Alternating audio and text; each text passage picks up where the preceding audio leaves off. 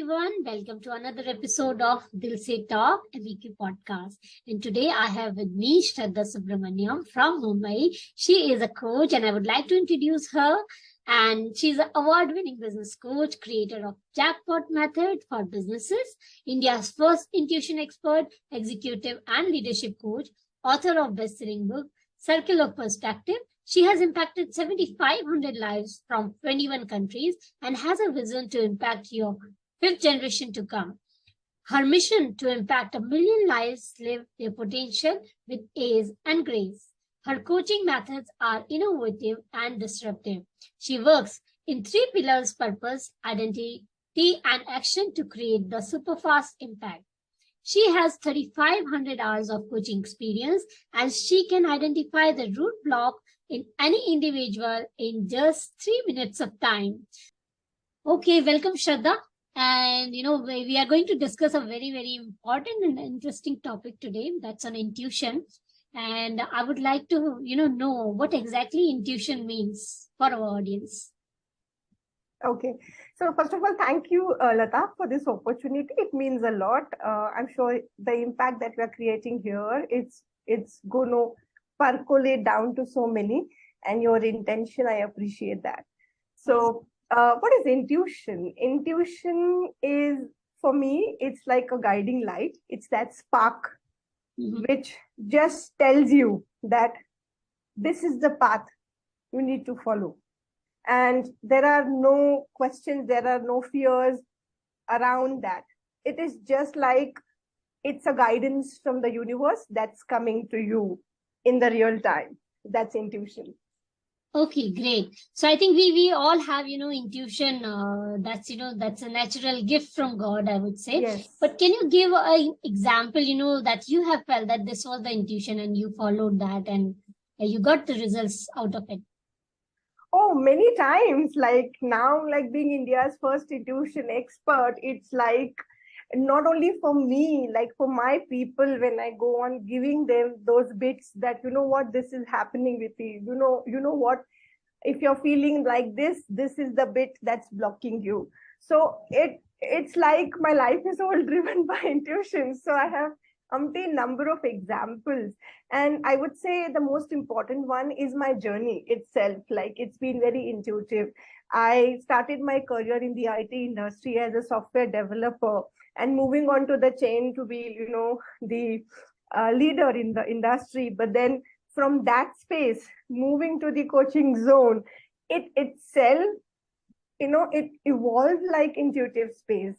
2012, when I had a health condition, and when I sat back with it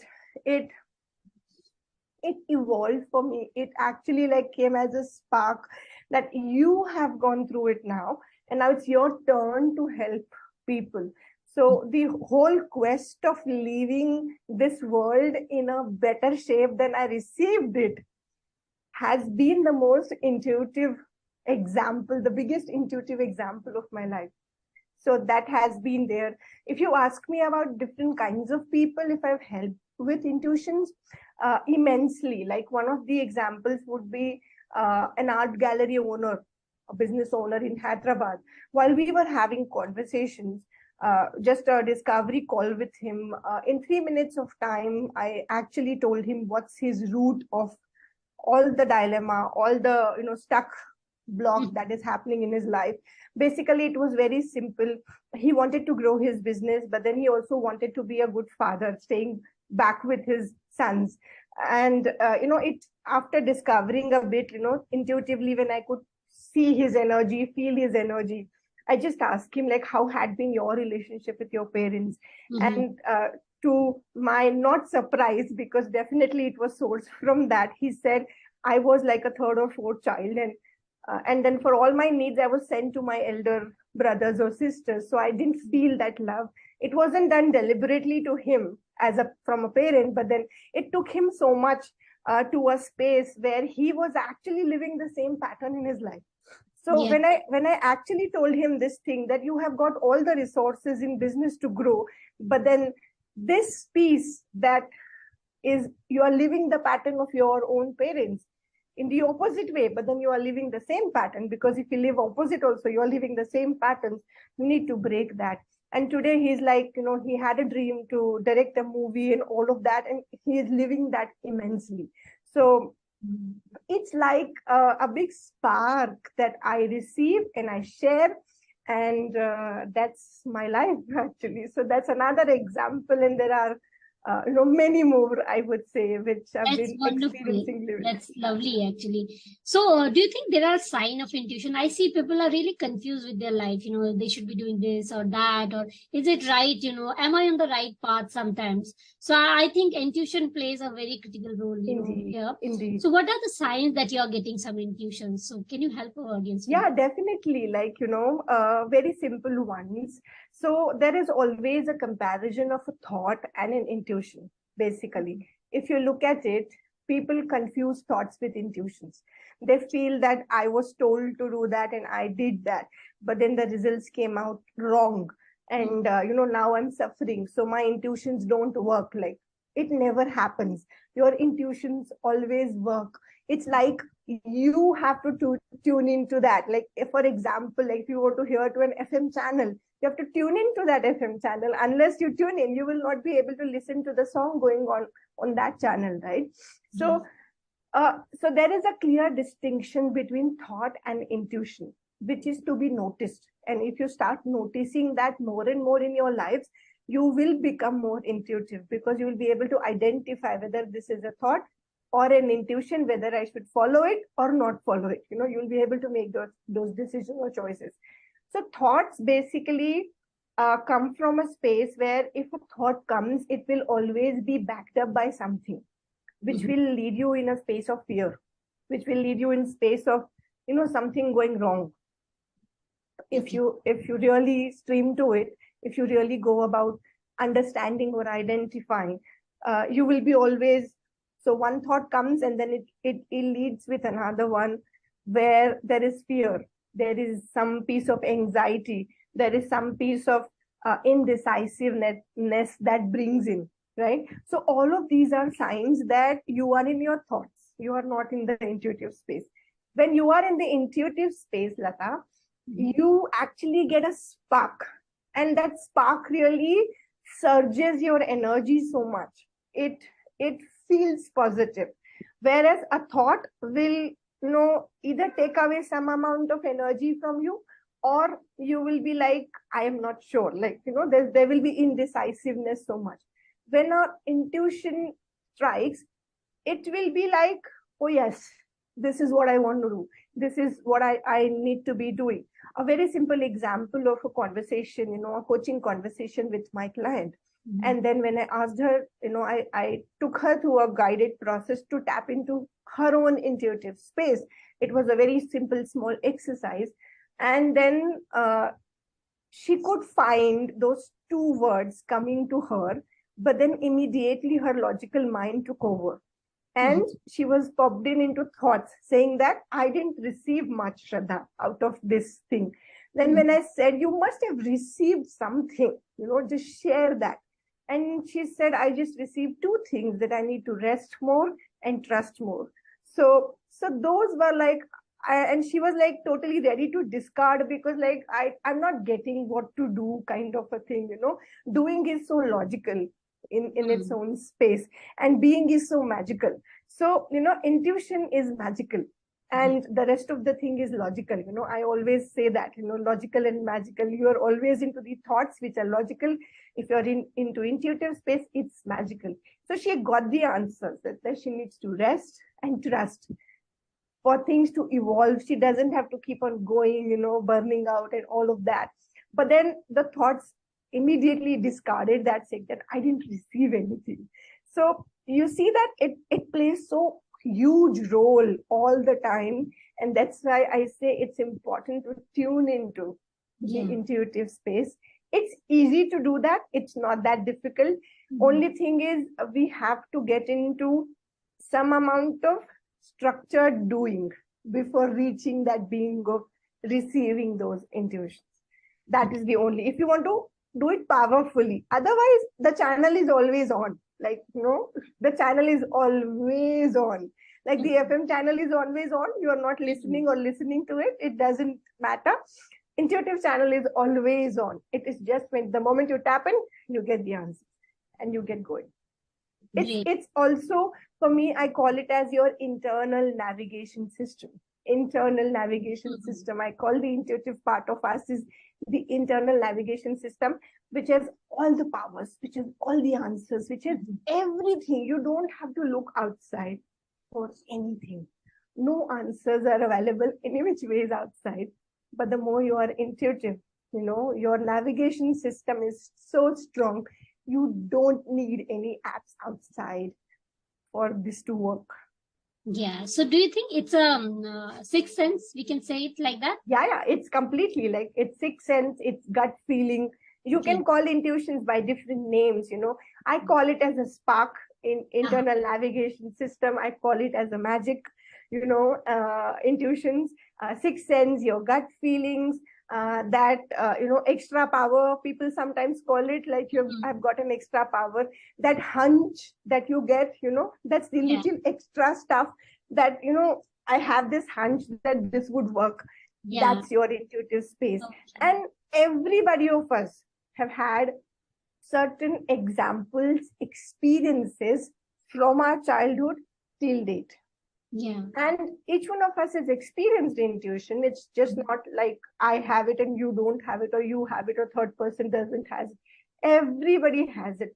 The more we operate from it, the more our life becomes magical. So intuitions, it's like there are two ways to make decisions. One is through statistics, which is your past experience, your skill set, the market research, and all of the things that you look outside in the logical world. That's the statistics and intuitions. So decision making can happen in two ways. One is through statistics, and another is through intuition. Statistics, if you make the decision through statistics, it's going to be more from a logical space. It's going to be more based on your past experiences, but you have moved on. You have become a different person now. So if you want to really operate from who I am right now, it has to be, the decision making has to be from your intuitive space. So that's fine. And it takes a bit of a courage to operate from that space. But when you start doing that, the channel is always on, and you would be so immensely happy to do that always. So now that, we know, and our audience also know that they all have this intuition, and they can tap into it, they can tune into it and get the answers they are actually, looking forward to outside. Most of the time we are looking for answers outside of us, not the inside of us. So, before we close the session, would you like to give few tips to our audience that how they can actually, start accessing more and more, intuition that is always available to them and make themselves happy and successful in life? Sure, why not? Like there could be multiple ones. The number one, which always I encourage people to do so, is to sit silent, whatever way it is. It's the easiest way to do it, but it feels difficult. So it's the important aspect is for a minute or two or three or four or five. You can go on increasing the time that you would want to. I'm not talking about a real meditation kind of a thing. Of course not, otherwise you'll always have those thoughts that I can't meditate. And, the logical mind is already taking over in this moment. If you are listening to this and you are thinking to do it, but then you say, oh, I can't meditate, So your logical mind is already taking over. I want to shut the logical brain here and tell you that just sit in silence. Just sit in silence and just do the inner pacing, in the sense, just be with yourself, like a child, how the child, they are with themselves. They don't bother about the outside world. What's happening? Am I spilling food? Or my toys are here and there. There's no thought around that. They just enjoy themselves. They be with themselves. So just sit in silence. If you want to close your eyes, close your eyes. If you don't want to close your eyes, that's perfectly okay, but no gadgets, nothing. Just, be in silence with yourself. That's the one way you can you will see that things will start to tick inside of you. You could also sit with an intention of finding an answer. So before you start the silence period, you can ask yourself a question that I'm intending to find an answer. So tell me, what do I do with this challenge of mine, or what this problem of mine, or I want to grow. So show me the path, whatever you want to, do that with. I would say take up very simple challenges to start with, because once you start to have the faith in that process, it will happen more and more. Like it could be a very simple thing that, okay, now ask yourself that what's going to be the best way to spend my day to day? What are the activities? I have planned all of that, but then which will be the most productive one, or which will be the most value add one? If you ask yourself that, there will be an answer, because the list is already there, no, in front of you. Right. Once you get the answer, you can, okay, fine. So I need to focus on this one more today, because it feels like this is going to be something which is going to be exciting. So that's one way to go about it. The second way is you can actually see a picture, any picture, or you are walking in the nature, or you're just see a picture for 20 to 30 seconds. It could be a real picture kind of it, or you're walking, or you're sitting somewhere, you're sitting in your office.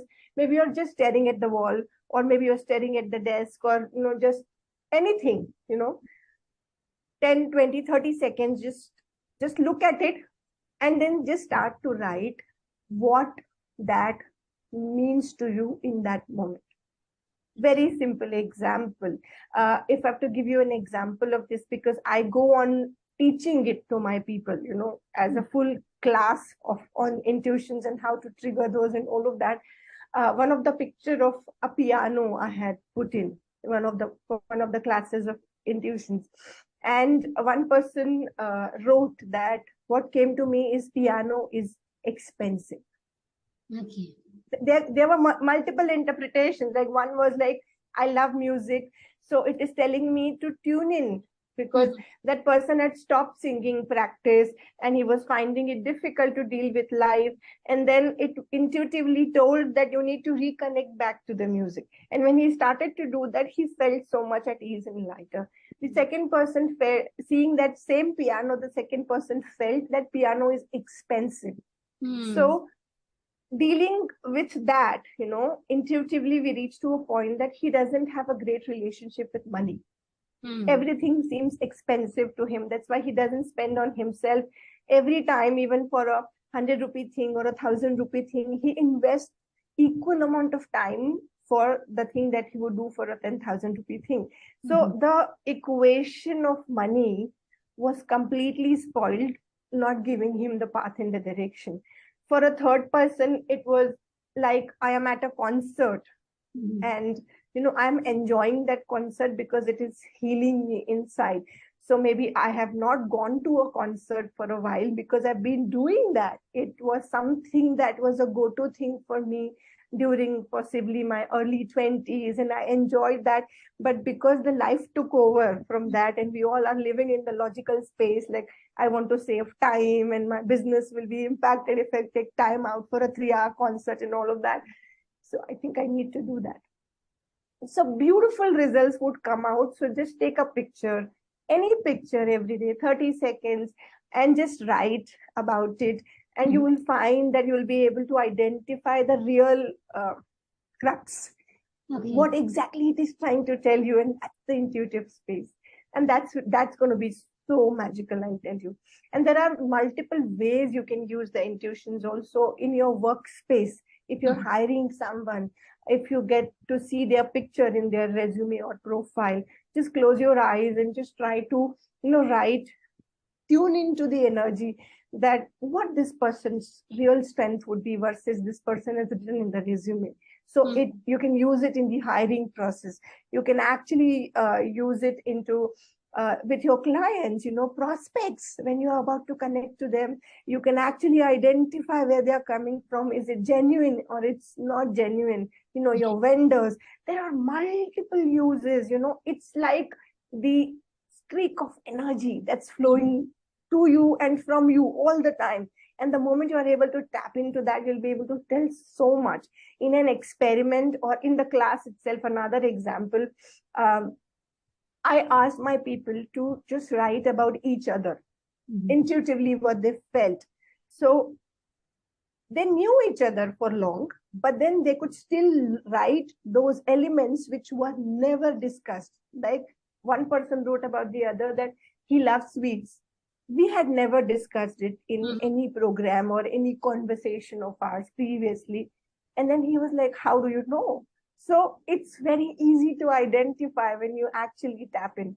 So try and do that as an activity with people, with pictures, with scenarios, with your own self, like what I'm feeling right now, what is the universe trying to tell me?